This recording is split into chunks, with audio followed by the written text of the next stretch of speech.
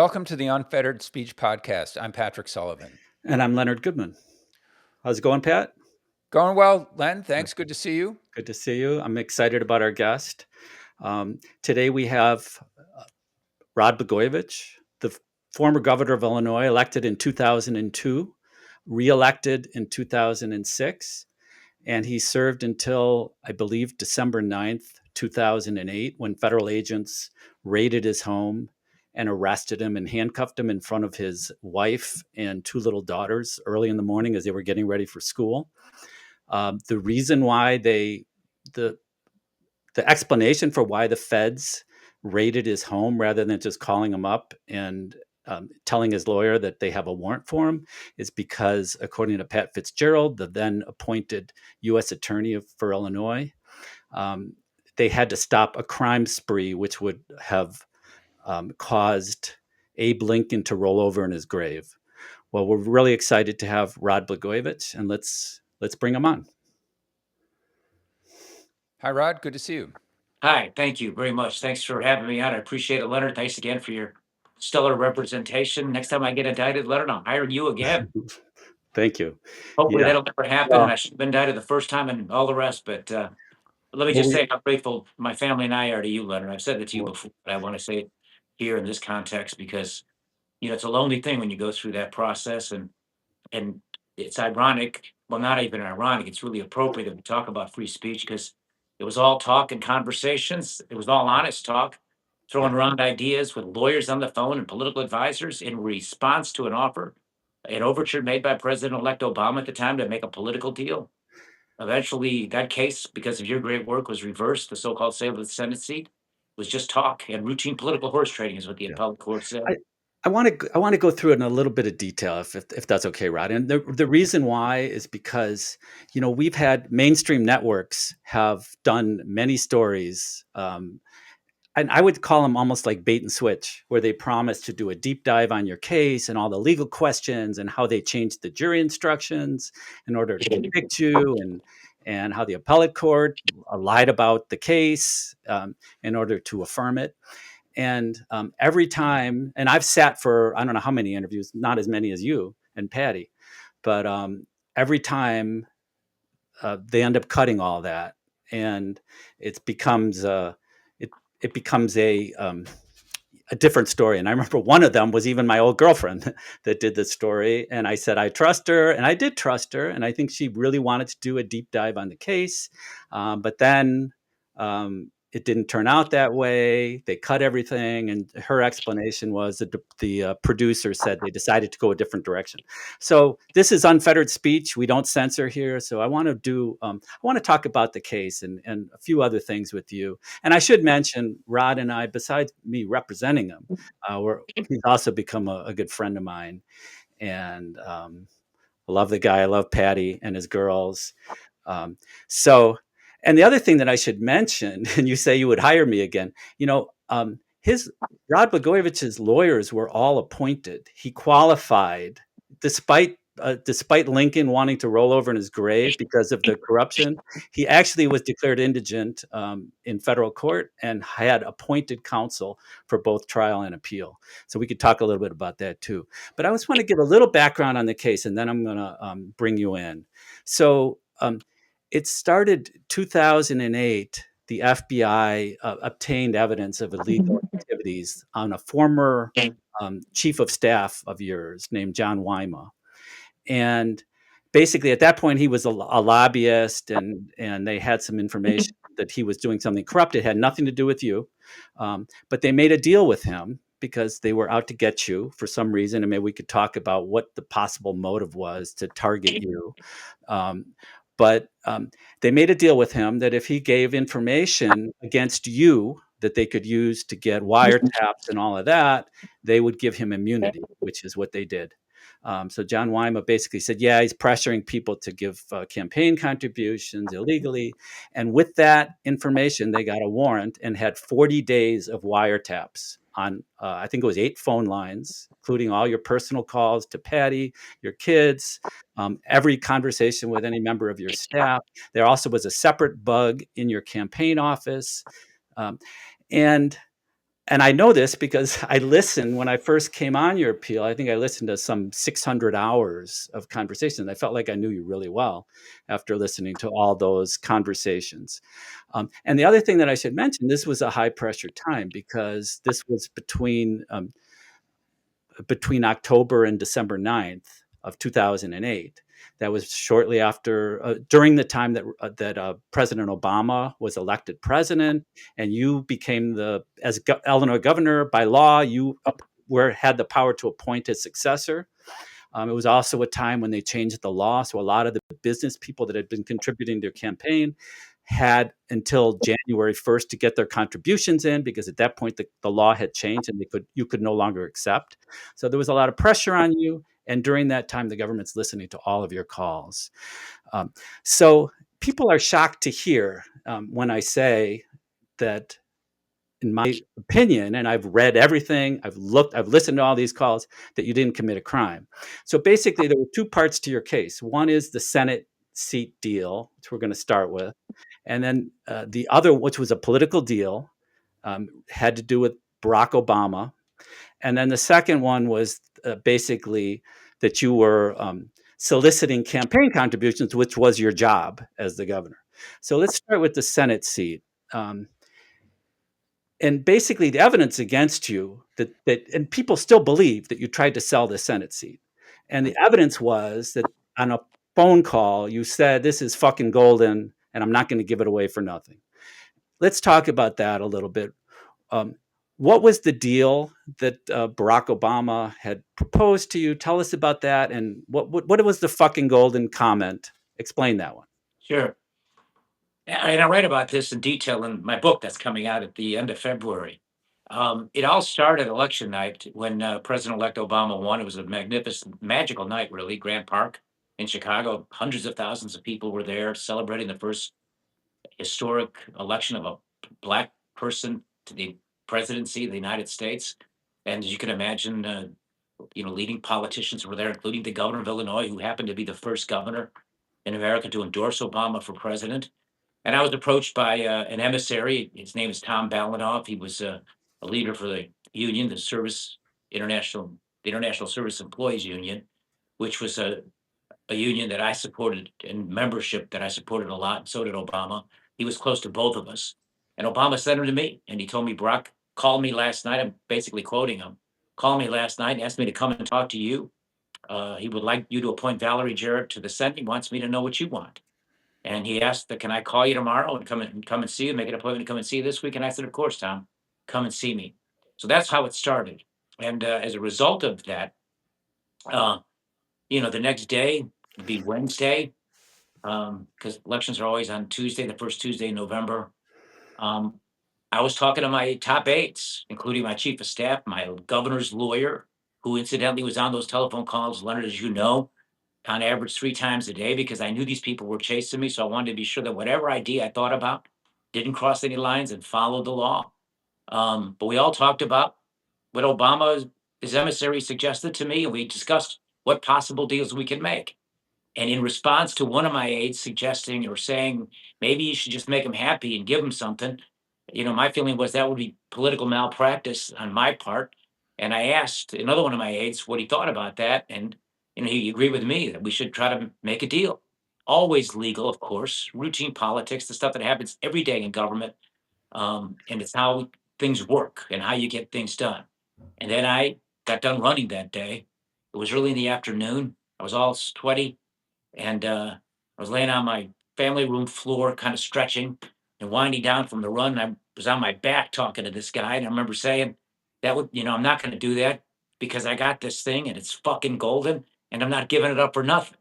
Now, if the next sentence said, "Oh, and I want 100,000 or $100 million in a Swiss bank account," well, then of course, Leonard, you would agree, everybody would, that would be a crime, and I should go to prison for a long time if I was Correct. going to do something like that. But Correct. that's not what it was. And the interesting thing about what's happened in this unhappy journey that my family and I had been on is that when you speak of free speech, Leonard, uh, the FBI made those tapes and recorded those conversations. But to this day, they have a gag order on 98% of those tapes. That Correct. tape is being gagged to this day by a court order that's still in place. Correct. And it would tell a very different story from what the prosecutors told, and it would fill in the conversations, including "this is fucking gold and I'm not giving it up for nothing," and put it in the proper context. Because the next thing I say is, "Too bad my nephew Alex. It was his birthday, November 5th. Too bad he was 29. Too bad he wasn't 30. I could have given him a Senate seat for a birthday present." Right. Talk about what the deal you tried to make with Barack Obama regarding Health and Human Services, and why you thought you were qualified for that job, and why and what happened with that proposal. Well, we did it again. We discussed these ideas and we went back and forth because there were so many ideas, including Oprah Winfrey making her a senator. We spent 2 days talking about that, and that wouldn't have been a deal. I would have simply been appointing her. But Health and Human Services was something that I would have been interested in because healthcare and advancement of healthcare in Illinois was my big priority as governor. And we gave every single child healthcare in Illinois. Talk about that for a second. The All Kids program in 2005, the first state in American history to ever grant access to affordable health care to every single child in any state. We did in 2005.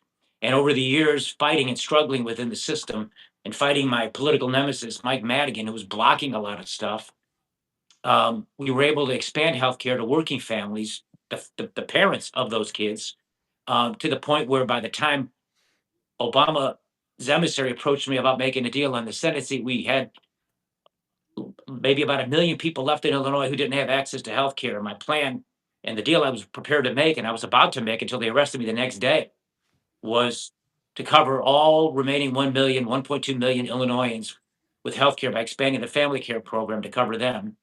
A big public works bill that would create a whole bunch of jobs, and a written memorandum of understanding by Madigan in particular to not override any veto of mine to raise the income taxes on people. In exchange for that, I was going to hold my nose and make Lisa Madigan the senator. Now, there's 102 conversations about that from Halloween to the morning I was arrested, December the 9th. And on the night before, that deal was about done because Rahm Emanuel had agreed to be the go between to make that deal.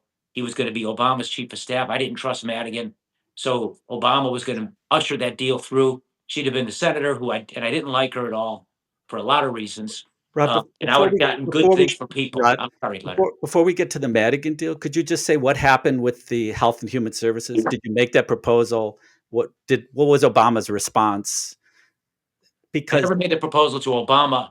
I suggested it to his emissary Balanoff, and he said, "Sounds like a real good idea." And the reason I said I was fit for that was because I compared my record on Right. healthcare to all these other people who had been directors of Health and Human Services, and none of them had a record anywhere near what I was able to accomplish on healthcare in Illinois. I mean, some of them had no record on healthcare. They were university presidents or political donors.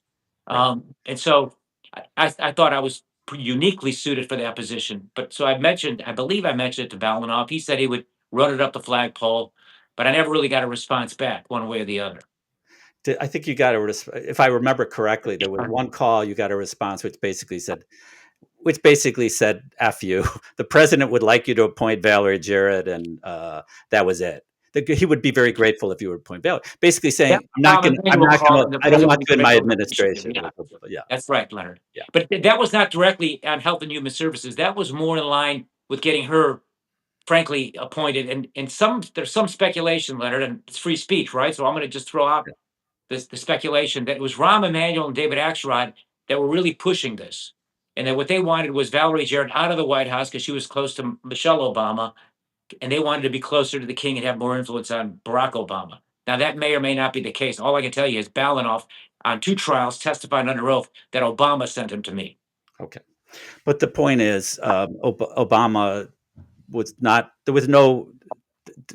That deal went nowhere. The proposal for Health and Human Services Secretary, despite the fact that maybe you would have been a great Health and Human Services Secretary, you clearly had done a lot in Illinois for healthcare, but that went nowhere. And you make this comment: "It's F and go. I'm not going to just give it away. You're not going to just appoint Valerie Jarrett for nothing." And I always, because I've argued with so many people about this, and I agree, it would have been political malpractice because, people put you there for 2 terms. They reelected you, and one of the reasons why is because of your advocacy for healthcare and what you did in Illinois and the All Kids program. So you should get something, not for yourself, not money in the Swiss bank account, but something politically. And talk about this this political deal. Well, first of all, let's talk about the Madigan because you brought that up. So when this went nowhere, because I listened to all these tapes, and you say there was 100. The jury heard none of these. And in fact, this was so after the thing with Barack Obama went nowhere, you worked very hard going up to the arrest when the government had to come into your house at early in the morning and arrest you.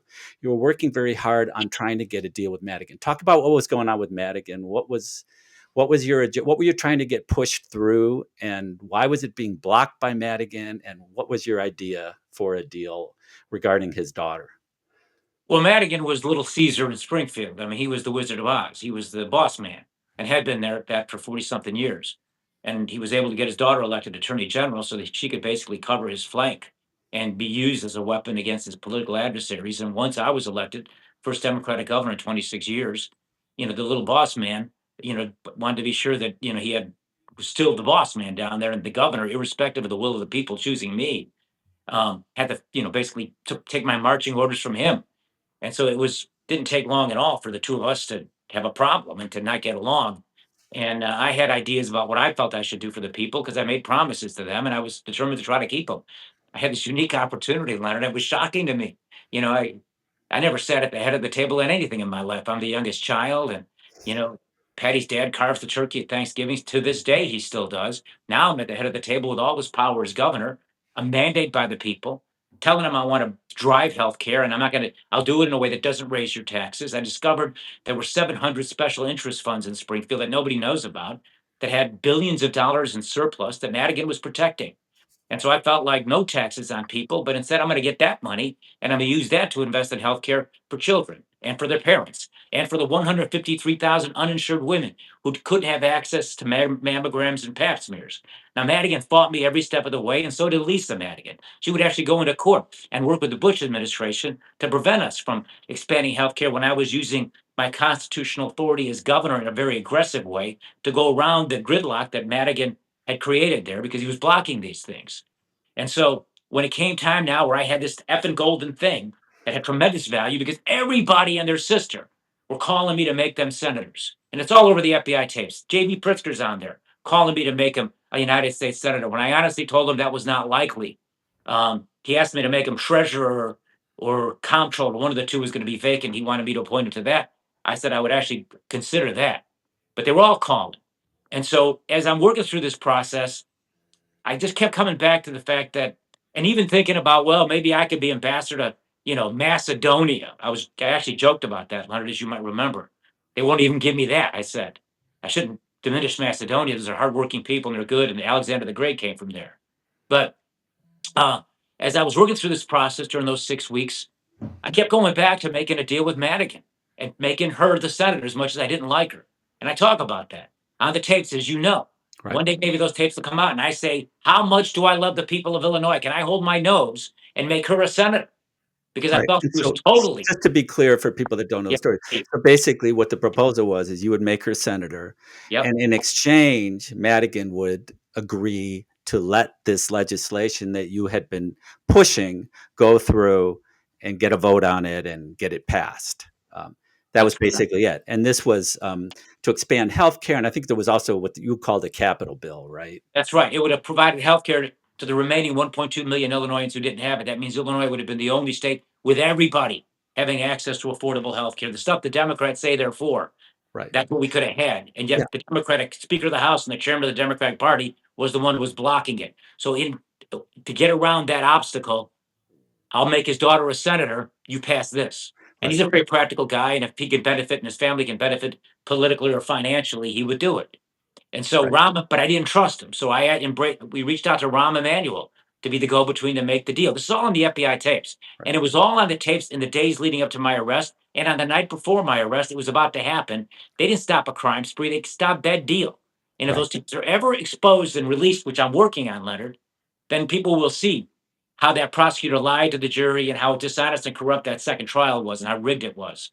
But, uh, So you know, why do you think they came in instead of calling your lawyer? Why do Yeah. you think they sent armed agents into your home to arrest you in front of your kids in the early morning hours of December 9th, I think 2008? well, I think they came in because they saw they better get me now, or they better get me now, or they're not going to be able. I'm going to make this deal that's going Right. to be good for the people of Illinois. And I think they hustled and rushed to get me at 6 o'clock in the morning, partly because of that, and And also because I think they felt that it was dramatic, yeah, shock and awe, and that they would create this media firestorm, which they did, that would put me in a position with a polluted population of people in Illinois who got this very bad impression of me, in other words, prejudicial, and put me way behind the eight ball and put so much pressure on me that they felt that I would simply give in, plead to some non crime like John Harris, my chief of staff, did. And in exchange for a light sentence, that I would do that. Now, Harris ended up getting 10 days for the so called sale of the Senate seat, which was never a crime because eventually, thanks to you, Leonard, the appellate court reversed that charge. It was never a well, crime. so But well, they did it let me because they just wanted to ask stop what I was going to do, if and they I wanted to create this firestorm that gave them the leg up to force me to quit and resign and to just kind of they would never have to show their cards. right. So, but the deal that was in the works, and this is all over the tapes, the jury never heard it, the government kept it out, is this Madigan deal. And the thing about that deal is it's clearly in the interest of the people of Illinois. It's expanded healthcare and a capital bill, which would basically be what roads and other capital improvements, Schools, hospitals, jobs, housing, obviously. jobs. So, Yeah. so all of these things could not be called a corrupt deal. And so I think what you're saying, and correct me if I'm wrong, is that basically if that had gone through, it would have been very difficult to make this claim that you're trying to sell the Senate seat, because they based the claim on actually your request for Health and Human Services Secretary. That's what the indictment said. And they said that was a corrupt deal. And they told the jurors that because it's a job that you're asking for that pays a salary, that is the equivalent of a bribe. So that's what they told the jury. Talk a little bit, because one thing I've learned about Rod is you are a student of history. Right. This type of, you called it political horse trading. I think the appellate court ended up conceding, yeah, it's legal. They called it log rolling or something like that. Right. But there were historical precedents, and you had, in fact, you tried to talk about it in front of the jury. The judge wouldn't let you. But talk a little bit about the historical precedent for deals like this, especially the one involving Earl Warren and President Eisenhower. That's right. Before you answer that question, Rod, just let me jump in here because Yeah, go ahead, I'm Pat. normally Sorry, so I'm oh no, that's dominating. good, but Yeah. I'm sort of I'm standing in for the general public here. And so if you just step me back for a minute. So the arrest was December 9th. The wiretapping started in early November, is that right? Late October. Late 30th, I October. think, October 30th. Okay. So even prior to the election, Yeah. the wiretapping started. Right. So now you have President-elect Obama who wants Jarrett to be the senator. He's asking you this. They're listening to you the whole time. They know what's happening. And so is Fitzgerald, do you think, is he in on this? I mean, was he an instrument of the Obama administration people? Because obviously somebody wanted Jarrett for whatever reasons. The office of Obama wanted Jarrett. And you were thinking of doing Lisa Madigan instead. So Madigan is sort of your co-conspirator, not conspiracy, but he's your partner here in this deal to put Lisa Madigan as a senator. And President-elect Obama will be very disappointed if that happens, right? That's not what he wanted, or maybe it's not what his advisors wanted, but it's something that the White House didn't want. So they were already listening to you, and so they had all the information they needed to go after you. All they needed was a person to do it, a compliant person. Is Fitzgerald that person who would do that?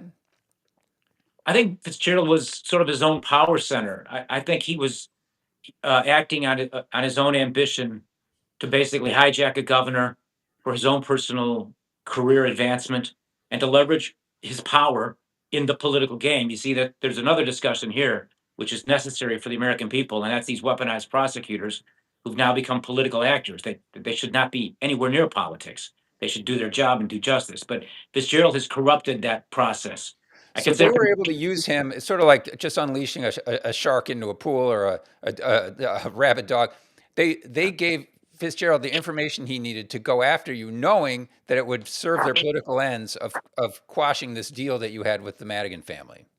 It could very well be that that's the case. Okay. I don't have hard evidence to say that they actually made a deal with him at that point. I have strong belief that once I was arrested, Obama was interviewed by them, I think the day after or two. To this day, his 302s are covered up and 13 pages are all redacted. And I'm entitled to that. Leonard can tell you the defendant's entitled to a central figure in the whole case, and they never gave it to us. But I do believe that once that happened, a deal was made with Obama and Fitzgerald. In fact, Fitzgerald called Rahm Emanuel a half an hour before he arrested me to tell Rahm Emanuel that he's arresting me. And Rahm Emanuel was all over the FBI tapes talking to me about political deals for the Senate seat, specifically Valerie Jarrett, but also other ideas. So, So I didn't mean to interrupt the Go flow. ahead. So Yeah. where you left off was, is it corrupt to ask for a job, a government job, in exchange for another political action? It Yes. is not. In fact, and let's talk about the history of that. And let me say this again for your listeners and your viewers. I knew these people were chasing me. In fact, they were chasing Obama too through our connection with one guy who was raising money for both of us. And he had written a letter to a sentencing judge because he'd been convicted on stuff unrelated to both of us, saying he was never involved in any wrongdoing with me or Obama. But I knew they were doing this. And so you know this, when they're subpoenaing your tax records. And Yeah. so you're being extra careful that whatever you do, you don't cross any lines. And did I think it's possible they were listening to my telephone calls? Absolutely. In fact, when you come out of Chicago politics, you just have to assume that. And that's probably a healthy thing because it keeps more people on the straight and narrow. So, but the whole point was I felt like everything I was talking about was 1,000% legal. These were honest discussions thrown around honest ideas and exploring whether you can or can't do something. And in the case of the Senate seat, making a deal for that, I was informed by my lawyer, by political practice, and my experience in government politics for more than a decade, and by history. And the shining example was how a United States Supreme Court justice was made back in 1953. The year before, he was the governor of California, kind of like me. His name was Earl Warren. And he basically had a tremendous voice in the California delegation to the Republican convention that was held in Chicago in 1952 at the old International Amphitheater. And Dwight Eisenhower was going to be the nominee, but he was up against Senator Taft from Ohio, the darling of the conservative wing of the Republican Party. And he didn't have all the delegates he needed yet. So Warren leveraged his position as the governor and the head of that delegation with Eisenhower, and he makes a deal. And the deal was, if I get you this delegation and those votes to put you over the top to make you the Republican nominee for president, when you're elected president, I want to be appointed not just as a justice of the Supreme Court. I want to be top dog, top judge in the whole country. I want to be the chief justice of the Supreme Court. And they must have shook hands on it. They made the deal. Eisenhower wins big. Incidentally, beats the governor of Illinois at that time, Adlai Stevenson. And the net right away in 1953, didn't take long. Eisenhower appoints Earl Warren to be the chief justice of the United States Supreme Court. And so I was guided by that example as well as a whole bunch of others. And as Leonard says, I was given a chance, another example of the rigged trial at the second trial, to testify to that, my state of mind. But the judge wanted me to preview the testimony without the jury hearing it. And so when I explained that example, the jury never heard it. And when it was time for them to come back, the judge would not allow me to testify to any of that. And so they never heard that. And that was one of the actually rationales the appellate court made, because Easterbrook, in his decision, Leonard, actually cited the Earl Warren example He did. that I used. He did. Yeah, to reverse the sale of the Senate seat, which was never a crime to begin with. Right. So, right, and the judge had promised you, if you testify, you can tell all your theories about why this was legal and why the history supports this deal, political deals throughout the history. And then he reneged. You had started your testimony. The government said, we want a preview. The judge excused the jury, got this preview, and changed his mind and said, no, I'm not going to let you do it. So basically, you were on the stand with really nothing that you could say. He took away your whole defense. But let me, before we move on. Leonard, real quick. Yeah. You say change his mind. I don't think he was ever going to allow me to do it. It was a setup. Yeah. And it's another thing they did, too, in that second trial, was they promised that if I testified, I could play the tapes to corroborate my testimony. So I testified to all these things. He doesn't allow the tapes to corroborate my testimony. And the prosecutor, Reed Shar, who's a liar, lies directly to the jury and says, go back into the jury room, ladies and gentlemen of the jury, hear how many times you hear him talking about that Madigan deal. Well, not one of those tapes were let in, but there were 102 calls. It That's was right. set up and the judge was working with the prosecutors. That's Sorry. right. No, that's right, and it's a good point because your lawyers were arguing that this was your number one priority at the time of your arrest, was getting this deal done, which was clearly in the interest of the people of Illinois. And the prosecutor stood up in closing argument and said, "They're bullshitting you. Don't listen to Rod and his lawyers because did you hear any tapes? You would have heard tapes if they had them." But the reason the jury didn't hear him is because the prosecutor had convinced the judge to exclude them all. So incredibly dishonest. The appellate court actually did mention that in their opinion. They said, yeah, it was dishonest, but we're still going to affirm the other part of the conviction. Now, they did reverse the Senate seat. So the whole thing that you tried to sell the Senate seat, they're still saying that. I think my own sister still believes that you tried to sell the Senate seat. But that part was reversed. You never tried to sell the Senate seat. You tried to do a political deal. The appellate court had to agree that was not a crime. Let's just, before we move on from that, whatever happened with that Senate appointment? Could you tell the story of, did you ever make the appointment? What happened after you got arrested? Well, I made history, and I'm actually very proud of this. I'm the first governor in post-Reconstruction America to appoint a Black person to the United States Senate. And I did it with tremendous opposition. So when they arrested me and they did all that, and it became this international story. And, we live in a comfortable, nice neighborhood in Chicago, but it's a neighborhood. It's not a gated community.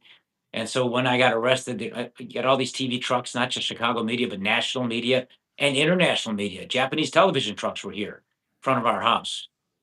Israeli news was here because Obama at that time was, a demigod.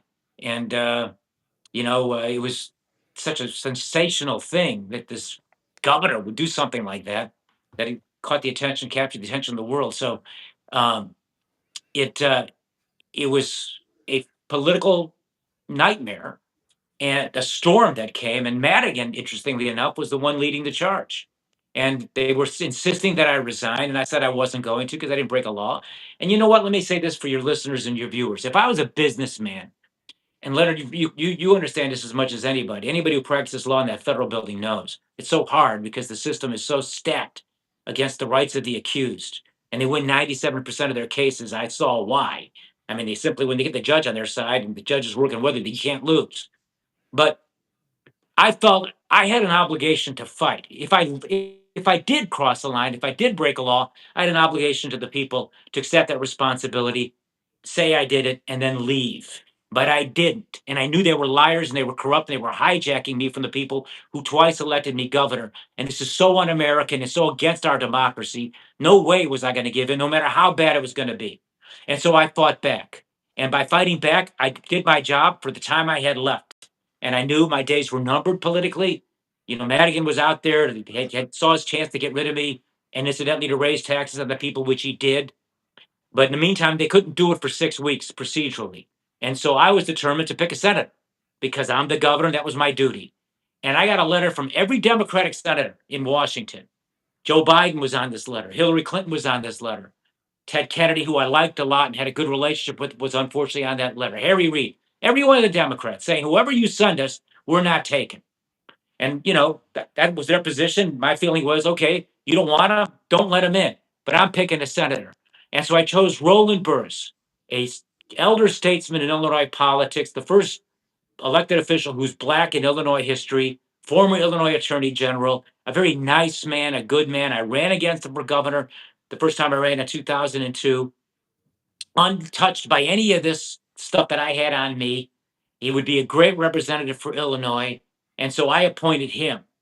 And boy, the response I got when I did that was shocking. And I wrote in the first book that I wrote about how ironic it was in the age of Obama, after we elected our first Black president, that the United States Senate didn't have one Black person in the Senate after Obama left, wouldn't let one Black person in. And on the day that he went there, after I appointed him, on the Monday, he's standing in the rain, and he was 71 years old at the time. They would not let him into the United States Senate. America saw this and they were offended because it was like James Meredith back in the early 60s trying to walk into the University of Mississippi in the segregationist South, and they wouldn't let him in. And so then those politicians, Durbin was on that letter too, by the way, they all caved in correctly, let Burris in. He became a senator. and they held a dinner for him Tuesday night when Monday morning they wouldn't even let him in and made him stand out in the rain. Wow. So before we move on, I want to talk a little bit about the other part of your case, and then I'd like to talk about the book that's going to come out and your time in prison. But so one thing I know from listening to all the tapes, you were not. You told me this. You were not a great legal scholar, even though you practiced law for a little bit. But you knew the seminal case, which was the 1991 case regarding campaign, basically regarding the difference between bribes and campaign contributions. And that case is called McCormick. I think it's McCormick versus United States, a 1991 Supreme Court case. And basically what that case said is there's two standards. There's a standard for bribes and kickbacks. So if somebody offers you something that's considered a bribe or a kickback, like I'm going to pay for your daughter's college, I'm going to take you on a vacation, all expenses paid for your family, and you know in your mind that they're doing this. Okay, we lost Rod again, but let me explain this, and then we'll bring them back. So basically what the McCormick case said is that if you know in your mind that this person is giving this, okay, I'm just explaining. This person is giving that Rod is back. This person is giving this to you because he wants something from you, either a contract or a change in the law, then you can't take it. You can't accept it. But that's not the case with campaign contributions. Campaign contributions, what the Supreme Court said is that it's a much higher bar because the Supreme Court recognized that in our system, you have to raise money in order to compete for a nationwide office or even a statewide office. That's your job. You have to raise money. So it's a higher standard. And the standard is if you take a campaign contribution, you can do it knowing that this person is giving it to you because they want a contract, but you can't make what they call a quid pro quo. You can't make an explicit promise that if you give me this campaign contribution, I will appoint you to this office or I will change the law to help your business or something like that. So that was the law from McCormick. I know that Rod followed that law. He understood that case. He never crossed that line. And yet they changed the law after they didn't get a conviction in the first trial and they had a hung jury. They changed the law and they told the jury that a request for a campaign contribution was the same thing under the law as a bribe. That was false, but that's what the jury was told again and again. The judge allowed it. And so back to Rod, the jury was misled about that. And that's how they ended up getting a conviction. Well, let's talk a little bit about the second part of your case, that you were asking business people, sophisticated people, for campaign contributions. What was your understanding of the law? Did you ever cross the line, and how did they convict you? Well, they used fake jury instructions, an unlawful standard that was rejected by the McCormick case. They used a replica of that. They knowingly used an unlawful standard the Supreme Court said was not the law to win convictions for what's considered by the Supreme Court First Amendment rights, and that is a donor giving money and a candidate asking for money. Incidentally, I didn't even make the asks; third parties did, and none of them crossed the line. There was no allegation that there was a quid pro quo, express quid pro quo. No allegation that anybody promised anybody anything in exchange for the campaign contributions, or that anybody threatened anybody in exchange for the campaign contributions. It was done perfectly legal. But they upheld that unlawful standard, Leonard, and I believe, my belief, strong belief is, because the stakes were so high. You know, it was either they protected those people who did what they did to me, or one guy, a governor, is stuck in prison for 14 years, which is what they sent me there for. Not because I took a single dime, because they don't even say that, Right. but it was that what they did. And, you know, the First Amendment covers the right to ask for campaign contributions. And under the standard that was ruled unconstitutional by the Supreme Court in that governing case, McCormick, everybody in politics from Obama on down would go to prison with me. J.B. Pritzker would go to prison with me when he gives $10 million to Mike Madigan's campaign fund, thinking and expecting and hoping that maybe Madigan will work with him on the stuff that he wants to get done. So it's an unworkable standard, but for whatever reason, they decided to uphold it against me.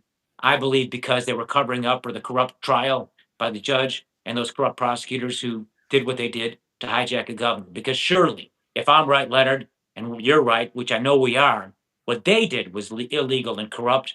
They were the ones who stole a governor elected by the people twice in free and fair elections. And ironically, and I want to bring Pat in. Ironically, Rod, you got one of the longest sentences ever given to a prisoner. Although, is it correct? There was no evidence that you ever took a penny, never took a bribe, never took a kickback, never took a penny from your campaign fund. If you took your family on a trip, you reimbursed the campaign fund. So it's ironic that this person, and obviously you were declared indigent, so you clearly didn't have money stashed somewhere. So this is the person that they decided to give the greatest sentence and make an example of, and grandstanding Fitzgerald say that Lincoln would be rolling over in his grave and we had to arrest him and immediately because we had to stop this crime spree, which really, as you point out, was a deal that would have ruined their case. If you had made this deal with Madigan, they would have had no case because that was the centerpiece of their case, that this was corrupt. That's right. And yet that's another reason why I could never give in. I mean, just the anger I felt because we were on the cusp of potentially doing something really meaningful for people in Illinois that would have helped all kinds of people. And these corrupt prosecutors stopped it when they saw it was about to happen. And I was willing, and I don't like Madigan, and I don't like his daughter, and it's all over the tapes that I don't like either one of them. So is it? So I think it's what I'm hearing here is that that basically the motivation for all this was to stop a deal that the Obama administration didn't like. Obama. There's other times when Obama's done very underhanded things in Illinois politics, and for one, right when he got elected to Senate the first time, suddenly his opponent's divorce records became unsealed. Remember that? Yeah, I do. The Senate race you're talking about. Yes. Suddenly, these sealed records became unsealed, and the guy was destroyed, and Obama waltzed into the office in the first place. I mean, there is some evidence that he's a pretty underhanded but covers his tracks well in terms of the kinds of things he does. I mean, my personal belief is that it was more careerism. There's a long history of federal prosecutors taking down Illinois governors and sending them to prison. The prosecutors on Rod's case all got huge, big jobs at white shoe law firms. So that's always been my feeling, that this is more careerism. Although what you're saying about Obama could possibly have been part of it as well. Well, think about it. If he did the Madigan deal, if you were the president-elect and you asked the governor to do a thing, he doesn't do the thing, well, there's got to be punishment for that, right? Or your requests don't have much pull. So, in a way, you could see that there's a motivation there anyway to unleash the dogs on Rod. You could see that happening. Right. And I think, as Rod was saying, I think they had designs on that Senate seat with Rod out of the way. And he sort of ruined that by appointing Roland Burris. Yes. And ironically, the case itself blows up if he does the deal and the deal is completed, then there's no corruption. But if they can get him in the interim when the deal's not done, then they can claim whatever they want, especially with a snippet of tape where it's shot around the world. Yeah. And we can talk about that, how there are certain things in the media when we finish your story, Rod, and welcome back. But, there's certain things that everyone, quote, knows to be true, which are false, right? And the this is golden, quip, even, as Len said, even his sister doesn't believe it. So doesn't believe that that's out of context. And so there's a lot of things like that people think are true that are false just because it was artfully framed in the media. But let's get back to your stories now that you're back. Well, as I was saying, I was grappling with making the Madigan deal and making the Madigan appointment for personal reasons, because of all those years where both of them were actually blocking efforts to provide health care to poor people. And she was working with the Bush administration on some procedural things to block us from expanding health care.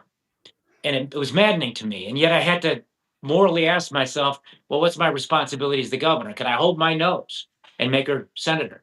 How much do I love the people of Illinois? I would say that repeatedly on the tapes, Leonard. You know that. I know. Right? Yeah.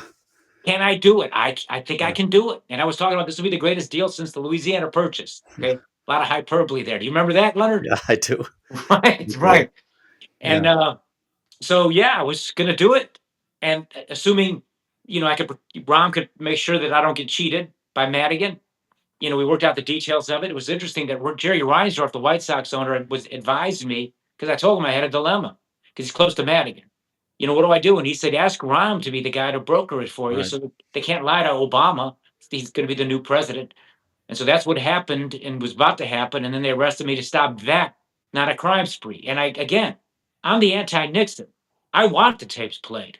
Right. The works and all. They've already heard the worst ones. Yeah. And, the swear words and the profanity. And I don't want to embarrass Rahm. But I mean, frankly, he says the F word more than I do on those tapes. Yeah. But they've covered those tapes up to this day because it exposes their lies and exposes the frame up that they did to actually steal a governor from the people. Right. Well, even this recent story they did at WTTW, they were trying to get the tapes and couldn't. They're still under seal for whatever reason. The government doesn't want them released. One of the other things before we end, and we want to, and we know your time is valuable, but one of the things that I admire about you, Rod, is going through all of this, the positive attitude that you have kept. And I know your upcoming book, you could maybe talk a little bit about that. You tell some stories about jail and what it was like to go to prison. And you were behind the razor wire, as they say, for like at least 2/3 of your prison sentence. And then some of it was at a prison camp. I visited you there, I think twice, behind the wire and in the serious prison. I know you're going to talk a little bit about that, but also just how you kept the positive attitude. Because I remember when I would talk to you, we had a weekly phone call when I was working on your appeal, and I had to get my energy up to talk to you because you were like, this is America. We're right on the law. We're right on the facts. We're going to win.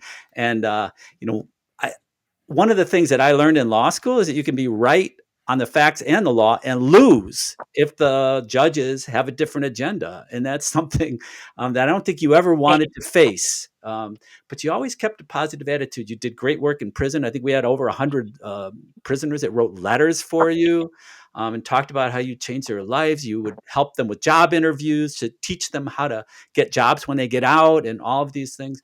So take it from there, Rod. Anything you want to talk about or about your book, your upcoming book, or what it was like to be away from your family for 8 years until President Trump commuted your sentence and then gave you a full pardon? Well, Leonard, I guess I was lucky that I was such a bad law student compared to you. Those cases you referred to, I never read them.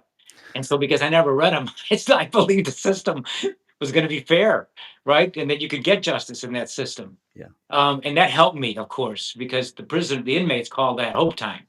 Helps you get through that time you got to do when you have hope time, thinking that maybe that long time you're facing won't be as long.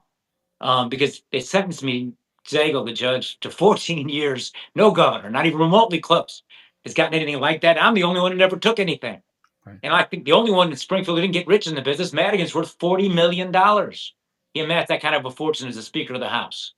So, no, in the book, I write a lot about my faith and I read about love. And it wasn't not a fun experience. It was a very hard experience. And yeah, I was upbeat a lot, Leonard, with you. And I tried to be upbeat as much as I could through all of it.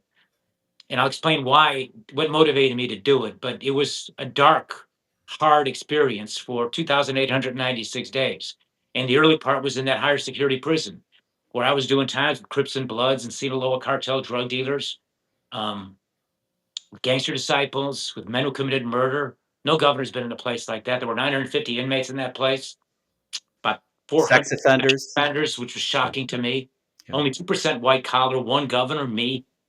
And we're behind what the inmates call the razor wire, the barbed wire fence. My home, I went from a 50,000 square foot governor's mansion to a 6 foot by 8 foot prison cell. 4 cement walls, a big heavy iron door that shuts you in, a window with iron bars on it, and you got a cellie. I had the top bunk, the other guys in the bottom bunk, 6 foot by 8 foot, just like in the movies. That's what it was like in the early years. And those were the hardest years because that's when you just left home. And my little Annie Banani she was 8 years old when I left home. And Amy, our older daughter, was 15. They were kids.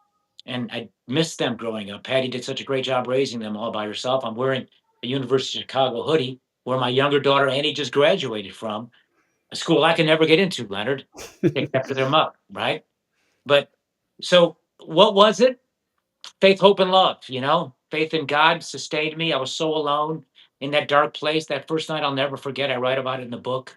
10 o'clock suddenly, all of a sudden we're swallowed up in darkness. The lights go off and you hear this big thud, and it's the iron gates closing. And then now you're locked in, man. You can't get out of this place. And this is real. I'm really in prison like this. And I've got 14 years of this, unless I get justice in court or a miracle from God or both. And so I reached for that Bible that Patty gave me, the only thing to let you bring into prison.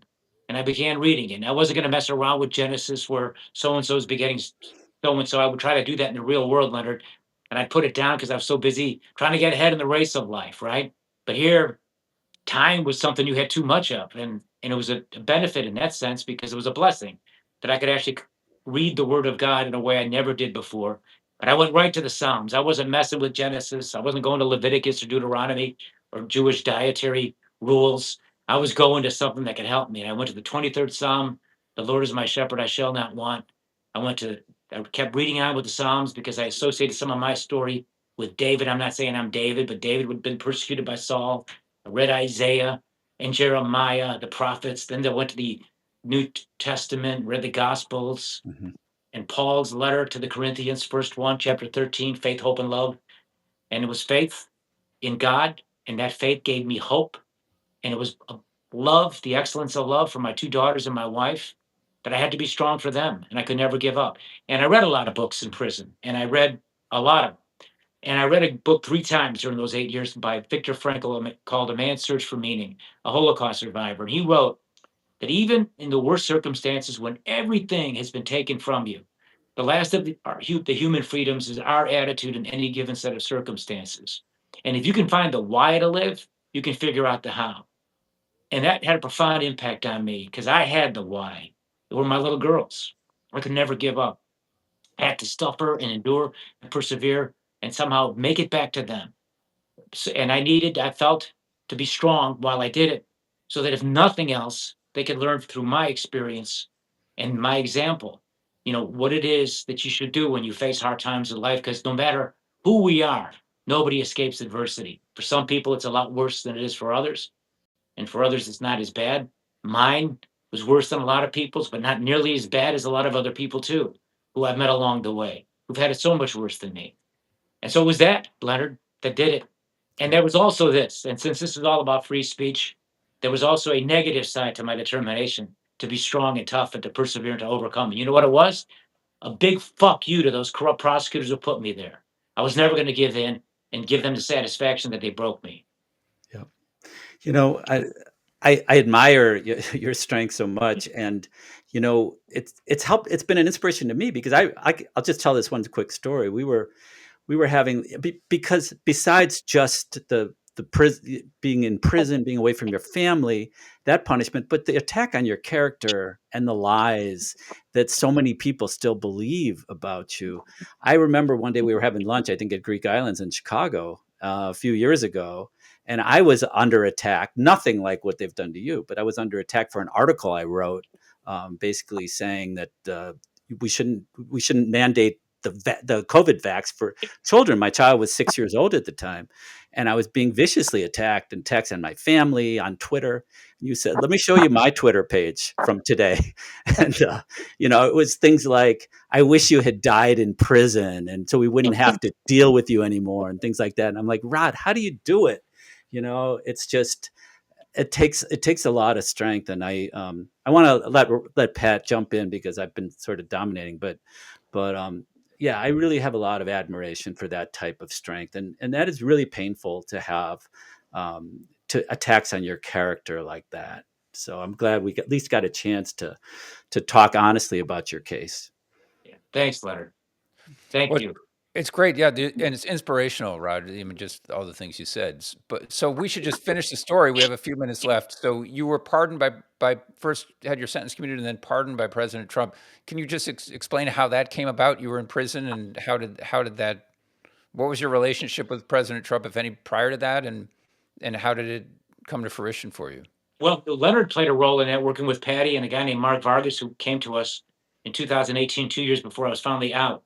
And they began this process of working to try to convince the president to take a look at my case. And and to send me home because Obama had passed me by. We first tried with Obama. Right. He didn't do it. I'd been in prison for 6.5 years.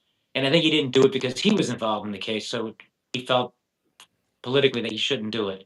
But no, here's how God works in a mysterious way. And I really truly believe that a lot of how I got home, really, I mean, it was really divine intervention. I'm out of work and I'm a pariah. I'm a leper. And, they doing all the things they said I did. And it was Obama's Senate seat and all the rest. And everybody the lawyers tell you, don't say anything, lay low. You'll You're pay talking about pre-trial. You're talking about before your trial. Yes. Right. But I came out swinging, man, because I felt, somebody's got to say I didn't do it, so I'll do it. And at the time, had a lot of notoriety, and I was good for ratings, and I was on all these television shows, including David Letterman. And one of the people that watched me on David Letterman was Donald Trump, and this would be early 2009. You're talking 7.5 years before he became president. Anyway, he invites me on Celebrity Apprentice because, as he explained to Letterman later on, quote unquote, I was good for ratings, right? So I get to know him on that show, and he was great to me and kind to me. And he was the only guy of any prominence in America who had a voice that was actually defending me a little bit. And he would tell me privately how he thought I was getting screwed and he really admired I was fighting back. Interestingly enough, years would go by, and so much of the same stuff that they did to me was done to him.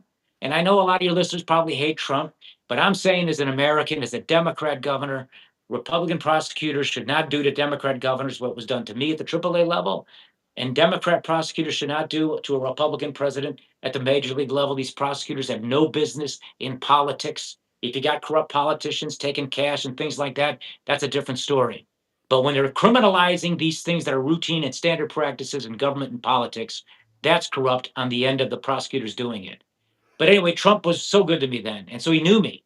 And then all those years go by, and suddenly he's the president, and the same stuff's being done to him by some of the same people.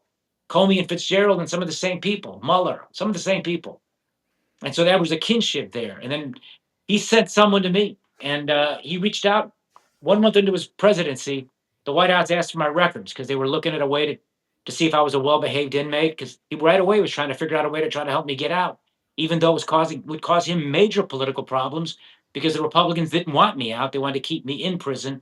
And the Republicans here in Illinois want the issue to say the Democrats are corrupt. So Trump, in spite of it all, did it. And he would have done it sooner, but for the fact that he got indicted. I mean, not indicted, but impeached by the Democrats in the House. And it took a while. I had a couple of close.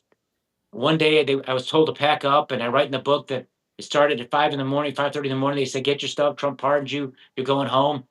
I'm in a holding cell for several hours preparing to go home. They're processing the paperwork. I'm doing push-ups in the cell. I'm working on my re-entry remarks. 3 hours into that wait, I did so many push-ups, I looked less like former Governor me and more like former Governor Schwarzenegger because I've been in it for so long. But I got my speech down cold, and then 5 hours into it, they told me the White House pulled your pardon papers. You got to go back up because he was getting all this pressure from the Republicans to not do it. And then once he got through his impeachment, though, he did it.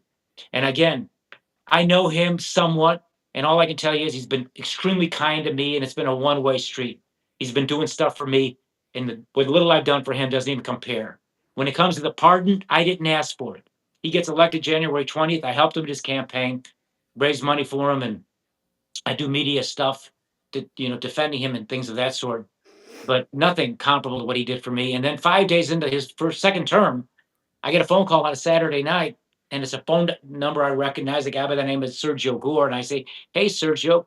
I pick it up. It's 8:37 at night. Patty and I are watching an old movie. Congratulations on your big spot. And he says, hold on, Gov. An old friend wants to say hello. And he hands the telephone to Trump. He's at Mar-a-Lago in good spirits. And he tells me, hey, I'm cleaning the whole thing up for you. Full pardon for you. I'm sorry I didn't do it the first time. You'll be cleaner than me. I'll have 34 counts. You'll have none.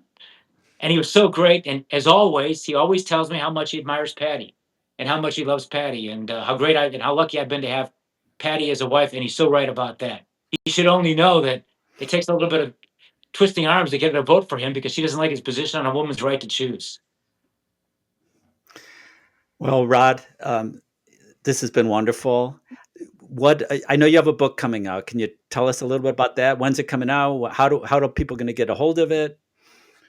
Well, Skyhorse Publishing is a publishing company that published Robert Kennedy Jr.'s book, Tulsi Gabbard's book, Melania Trump's book, They've set it up for a release date for, as of right now, February 26th.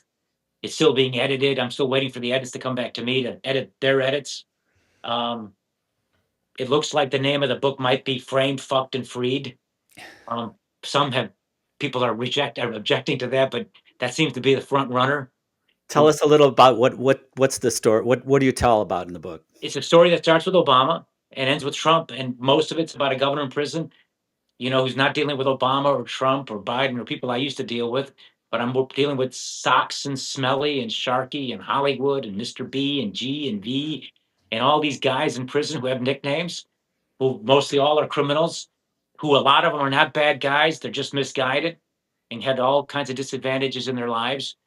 And some of the real bad guys in prison that existed there, and some of the violent ones. And so I tell stories, they're anecdotal, and I like to think some of them are funny. I talk about my prison band there. Leonard is, Right. performed with you guys with the Drawers, but I had a prison band there called G Rod and the Jailhouse Rockers, and I learned all 5 verses of Jailhouse Rock when I was right there sheltering in place in prison for those 8 years. Yeah. And one of the promises you made was, if you get out, you're going to sing with my band, and you fulfilled that promise, and we love having you.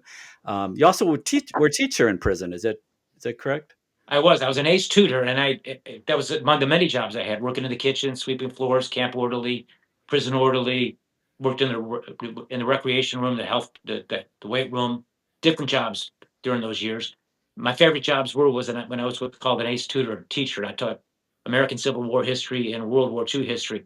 And what's interesting is my classes were all sold out, right? They were always overflowing with inmates, and they used to call me Gov. And a lot of these guys didn't really have a chance to get too far in school. And when I would tell them stories about like the villains of history, for example, I would talk about Adolf Hitler, formerly Adolf Schicklgruber, and talk about the time he did in prison. It was a short period of time where he was basically kind of in a home, the 18 months or something Hitler did. And I talked about Stalin, who's at the time his name was Zhugashvili, and he robbed banks for the Communist Party, and he was in prison. And these guys would listen with fascination. And I would talk about Winston Churchill and how great he was, or Abraham Lincoln and how great he was. None of them seemed to care about Lincoln or Churchill, but they were fascinated with Stalin and Hitler because, in their words, Gov, those dudes were gangsters. So I tell stories like that. All right. Well, I'm looking forward to reading that book. Yeah, Rod, looking forward to F cubed. No, just call it that for short, and then you can get it past the censors. I think so. It's going to be Yeah. the stars, the F, right? And Right. Frank, Freed. Yeah. So good, Rod. Well, really, thanks for coming on today. We know your time's very valuable, but we'd love to have you back sometime. It was a great story. It was a great hour to spend with you. Really appreciate your time. Thank you, Patrick. Thank you, Christopher. Thank you, Leonard. And hey, Leonard, thank you for your friendship. I can't tell you, you guys, what a wonderful person Leonard is, and how caring he is, and how genuine he is about fighting for his clients, and how he cares about those who've been accused, and how he is all about justice tempered with mercy. God bless you, Leonard. All right. Well, goes both ways. Friendship. Thank you, Rod. Thank you. And don't forget to like and subscribe.